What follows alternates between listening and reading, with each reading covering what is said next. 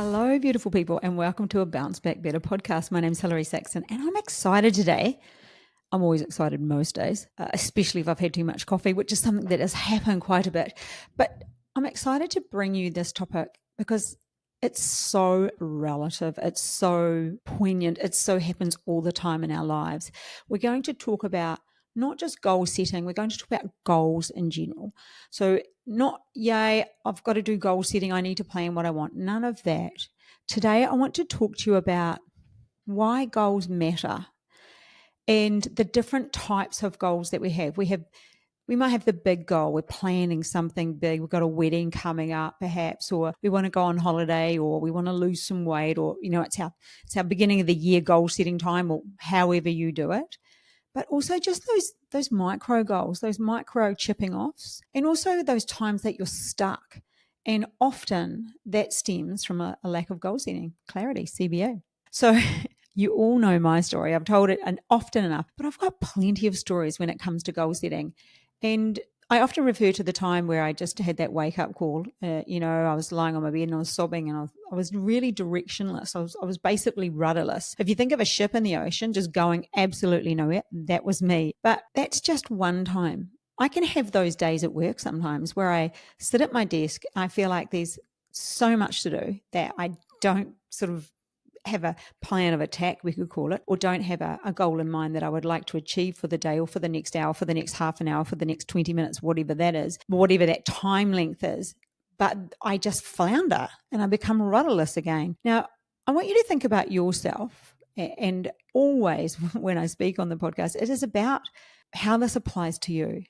And hopefully I give you a few nuggets so you feel like, yes, I can move forward and I can make these changes. I was talking to somebody a few days ago and they said that they were kind of a bit stuck. They were in a place that they weren't really happy with. And it was kind of just someone's going one way, someone's going the other way, and they didn't really have a plan. There wasn't really that, let's do this. It's almost like they weren't on the same page. Now, you may have had this with a business. You may have had this with a personal relationship. You could have had this with your personal trainer. You could have had this with absolutely anybody or anyone that you're doing something with. You can often be on a different journey, but thinking you're on the same journey, and it causes a bit of conflict. Going on holiday is a classic. My first question is, okay, so how do you see this holiday? Because some holidays are action holidays where you're snowboarding or you're doing and sightseeing and it's planned out and you've got a lot on. And some of them are a bit more, hey, couple of days of that, then I need a few days of just kicking back and relaxing. Because it's really important that, one, when you're on holiday, you are all on the same page about what outcome you would like. In the second instance, it's really important that everyone's expectations are met. Now, whether that's in business, whether that's a property development, whether that's just you going to work every day, are you doing that thing that you're supposed to be doing while you're at work? Are you meeting the expectation of the people you work for or with? Is everyone ticking boxes? And if not, are the goals unclear and do you not have any? It's really easy to wake up and just live life going through the motions, meaning we go to work, we go home, we just do the same thing over and over, but we're not actually doing the thing that we want. We're not actually achieving what we want. We're not actually getting out of our situations, whether that's your job or, your life in general. You're not actually getting what you want. And that often is because you're not clear. So I liken it to, and that's in my book, 3 Ones In, which, by the way, so this is 3 Ones In my book. Hopefully the camera's around the right way. 3 Ones In, how to increase your self-confidence today in all areas of your life without the hangover tomorrow, that I wrote. And this book, I just got nominated for Author of the Year, which is so exciting. I'll put below a link to the voting so people get to vote. There's also judges that vote. They've got the book as well. There's quite a bit of criteria, but there is a voting side of it. So I would love to have your vote. And so if you would like, there'll be a link below the podcast and you can write me a review. You can definitely vote. And if you don't have the book, you could even buy the book if you wanted. That's completely up to you. That book was a goal. So I stood back and I made a goal. I decided I wanted to write a book, and then I had a destination in mind. So what I started saying was, when you perhaps go on holiday, you don't just go and get in your car, start the car and start driving. No, because you have to have a destination in mind. You have to know where you're heading. You have to be on that road heading to the place that you want, be that doing a property development, doing a renovation, whether that's studying for a job that you want, writing a book, doing a podcast, creating a garden, becoming fitter, organizing your wedding, having guests over for dinner. As you know, can be anything. So what is that thing? What is that thing that you want to do? And is there a destination? Or are you getting in your car every day and just driving around in circles, which is the equivalent of having no goal and feeling unfulfilled, feeling dissatisfied with where you are in life because you're not going in the direction that you want. You're not heading to where you want to go. You're just floundering. You're rudderless like you're in a canoe and it has no rudder and you're just paddling around and the current is taking you where it wants you to go. And it's really important that we address this and we look at our life and know what we want. So as you hear me say that, I want you to think through the areas of your life, and maybe I touched on one when I laid out a few places, i.e. wedding, holiday, job, study, relationship. Where in your life is there a little bit of dissatisfaction? Where are you not 100% happy? And maybe remember, we're not going to be 100% happy all the time, but where are you spending too much time dissatisfied? Think of it. Where are you not really happy right now? And often that is because we don't have a goal. We don't know what we want. We haven't identified it. Remember, I often say CBA, clarity, belief, action. This is the clarity. What do you want? Because it's very easy to know what you don't want, but we need to know what it is that you do want. And maybe you have that picture in your mind. Maybe you know what it is, but you've never actually stopped long enough to think, I would actually like that. That's what I want. Have you spent enough time thinking and being really clear about what it is that you do want? And when you've made your mind up about that, that's half the battle. Because after that, it's just taking actions toward getting there. But there is a little bit of a step in between that. And I made that sound really easy. Then it's taking the steps to get there.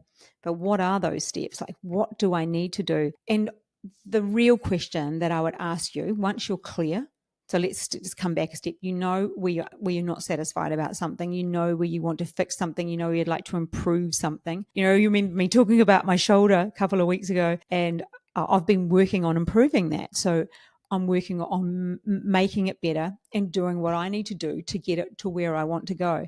But first, I had to take the right steps, not just any steps. My first step was I'll rest it and do nothing. Turns out that was the worst step. So we need to take educated guesses, and we can't just Google the answer, which I didn't. I just thought, from what I remembered, being in that industry, start with listen to your body. And in this case, that was the worst thing I could have done. So ask yourself, once you're clear and you've written it down so it's out of your head and you can look at it, and then it's a tangible thing you can see, I want that. That is what I want. If you don't like pen and paper, you can send yourself a text, look at the text. Yes, that's what I want. That is the thing that I want the most right now. So what is your thing you want most, which is because you're unsatisfied with something, or you feel like you're rudderless, or you're not going in the right direction? What is it that you want? And as I say that, for some of you, it's going to be many things. It's going to be, I want this, and I want this, and I want this, and I'm really happy about that. I'm really unhappy about that, and my financial situation's not exactly great, and I don't really like my job, and my health is out of whack, and my children are misbehaving, and I'm fighting with my partner. Sometimes it can be a lot of things. And when that's the case, just start with one, because we don't want to feel overwhelmed. We want to feel in control. And the best thing that you can do for yourself, for your self-esteem, for your self-confidence, for your self-love, for your self-care, for yourself, is to feel in control about it. So when all too many things are out of whack, then you'll start feeling out of control. So just pick one thing. Pick one thing today and write that down, or send yourself a text and look at it. Right, that's it. That's the thing I'd like to work on today. And then just stop and just have a breather. And then ask yourself, what do I think I need to do? And before all the coulda, woulda, shouldas, and this is what this person thinks, and the opinions of others, and my mum would think I should do that, and my dad would think I should do that, and my auntie and my neighbour and my partner and my husband and my kids, before all of the coulda, woulda, shouldas and the opinions of others come through, I want you to ask yourself, what should I do? What is my first step here? What's the most important thing for me to do? And be honest with yourself. Let's just say you want to sort your financial situation out. Are you avoiding doing your taxes? Are you not doing them? What is that one thing? Do you need to open the bank account, write down, okay, this is how much I'm spending. This is what I need to get a handle on. This is what I need to fix. So just be really honest with yourself and give yourself one task. That is it. Then you just take steps toward that task. Because what that does, it means you've got in the car that morning on your way to work. On those other days, we just drove around in circles because you were rudderless and you had nowhere to go. It means you've got in the car that morning and you've said, I'm going there. And when you do that, you go there, you relax your brain, you relax what's going on in your head. And the feeling, the satisfaction, first of all, by making the decision or becoming clear, that's fantastic, that feeling. But when you take action and do something toward that goal, when you head in the right direction, you might not get there on the first day or the second or the third, but that first step, every time you do that, you feel better about yourself. And it doesn't matter what it is. It does not matter. It doesn't matter how big or how small. It matters that you do it. And when you feel good about yourself, what do you think happens next? I know you will gain momentum because action creates traction. So the more actions that you take, the closer you get to your destination. That's it. So that is the best way to deal with that feeling of overwhelm, that feeling of goals feeling out of control, of you feeling dissatisfied with where you are. The best thing you can do is just create a goal around it and start working toward it. And remember, Rome was not built in a day. So it's going to take time. But when I often talk about celebrating the wins, that's what I'm talking about here. It's notice and pat yourself on the back. Yes, I did that today. Yes, I had that conversation that was difficult. Yes, I opened my bank account and wrote down everything I needed to. All of those things that sometimes will feel uncomfortable, sometimes will be a slap in the face because you have a realization that, yeah, I knew this was like that and I've been avoiding it. But that is your fastest way to fix it. And you will feel so much better because you'll be on the road heading toward that destination and on your way to leaving that place of dissatisfaction, which is where you are right now with whichever thing that you want to fix in your life. Now, remember I alluded to sometimes we have multiple things. Now, when you feel like it, because you feel good about it, you could, there's a couple of steps here, write down all of the areas. You could write down health, weight, eating, sleep, work, study, financial situation, relationship. You could write down them all. So all of the areas that you want to deal with. But remember, day one, you just looked and you picked that first goal, which is where you became clear and you said, I actually want that in particular. Then you could go through that list and think, okay, which is my next most important? Which is the next one I would like to fix? And then create the goal around that one. Because what happens when we start taking action and getting traction, it gets easier. It gets so much easier. And when it's getting easier, you can add then a new goal in because that's not like you're adding work to your life. You are already avoiding something and that takes energy. So it takes energy to live in discomfort. It takes energy to actively avoid something. You are still making a decision to do nothing. So you might as well make a decision to do something and get yourself out of that feeling of discomfort. Now, you know yourself right now, and I've met so many people that have done this. I remember I've talked about a client I worked with for a year, and she had so many discomfort areas, and we worked on just nailing all of them, working toward a goal for 3 months, having 3 particular goals for 3 months, worked toward them. And by the time the end of the 3 months came along, she was either there or 95% there and could continue on her own. But then we would have another 3. And so that year she smashed out in her life 12 big goals, 3 lots of, every 3 months we did 3, every 4 months, 12 weeks. Anyway, it was, goodness me, it was 12 goals. And we worked through them and she worked through them and she loved the feeling, and so will you. You will absolutely love that feeling of gaining control, of feeling like that you're not rudderless anymore, of like you're going in the direction that you want to. And then you just add more in. Okay, so what happens? And what's the other thing that Hilary always talks about? She often talks about things are going to get in the way. Things will get in the way and they pop up. And we're supposed to actually just keep driving past them and see them as on the way. And these things are somebody gets sick in the family. And these things are maybe there's a death, or somebody loses their job, or the kids steal the car, or somebody reverses into you, or it could be anything. You know what it's like. You have a headache, you get a migraine for 3 days. Something will go on in your world and it will stop you heading toward your goal. Now, there's two things that can happen here. One of them, we see them as on the way, and we keep going. And that's the habit we need to get into. We need to keep moving toward our goal and don't stop when something happens. But when we allow something to get in the way, we pull into that car park and we end up sitting there. And what happens there is we start living in mediocre because we give up on heading toward our goals. We give up on going to that place we want to go. We give up on that thing that we were searching for. We give up going toward that, and we start living in mediocre, which means, again, we will become dissatisfied or just live not fully satisfied with how we are. And that's something none of us want to do. So we've got to remember that the things that pop up are on the way. They don't stop you. On occasion, they might slow you down for a few weeks, perhaps a month. Things can happen, and we all know that. But we don't lose track. So when that happens, what do you do? What do you do when something comes up that really slows you down and you think it stops you? Because if it happens all the time, let me tell you, it is a form of self-sabotage, because deep down, it can often mean that you don't think that you're good enough to have that goal. You don't think that you deserve that goal. You're afraid of failing and not getting there. So if you stay halfway there, it kind of looks like you went there anyway. You just give up. And that is a form of self-sabotage, and you deserve more. You deserve to have the thing that you want. So how do we get ourselves back on track?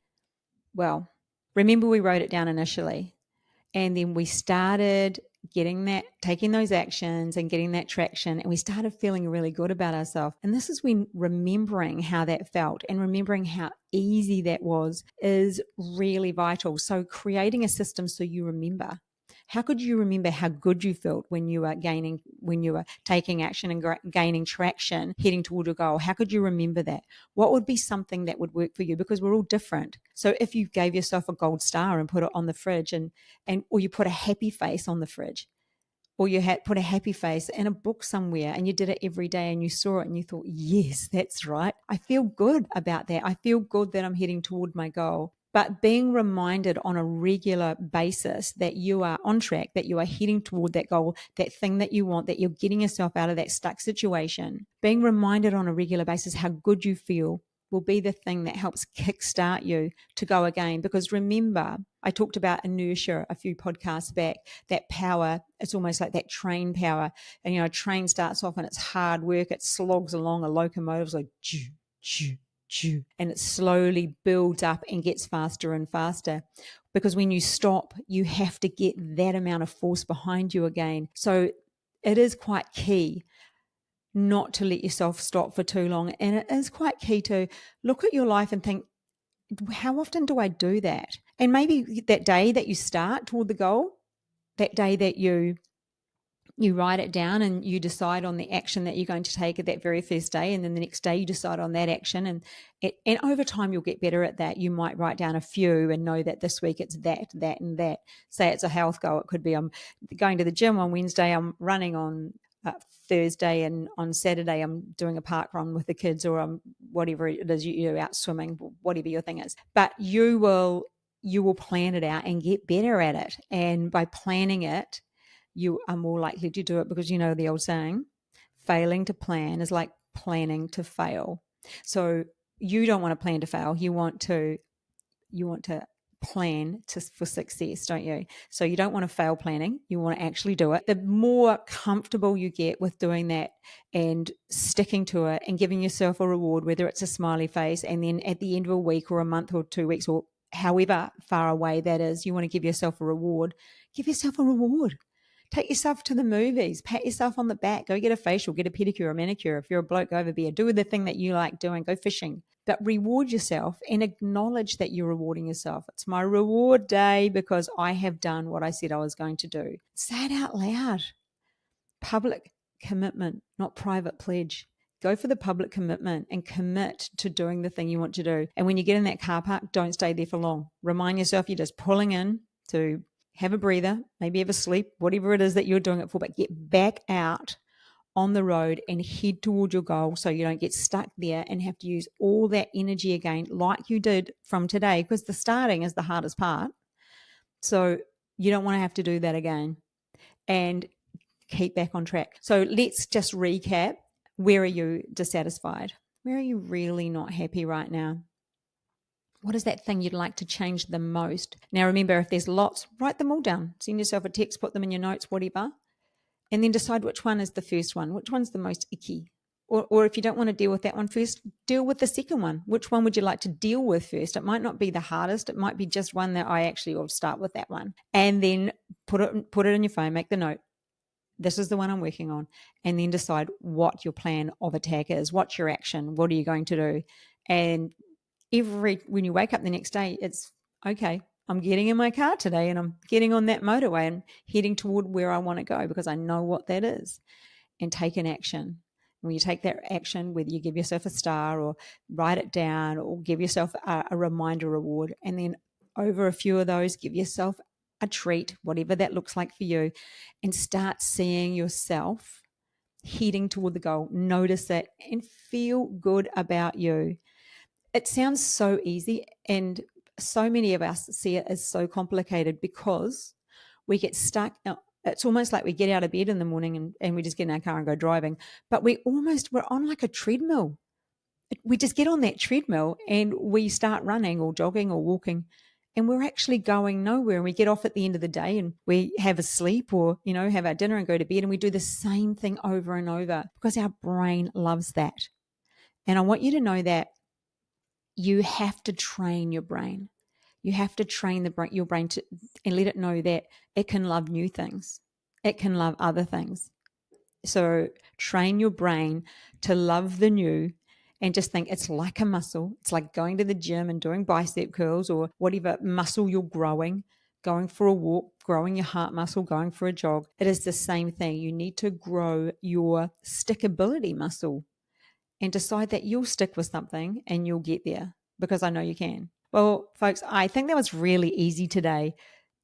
Be really clear about what you want. It doesn't have to be the big goal. It could just be micro goals. It could be, I just need to get through my day and laugh more, or whatever it is. But look at the area of your life that you're not very happy with right now and think, okay, what is it that I do want?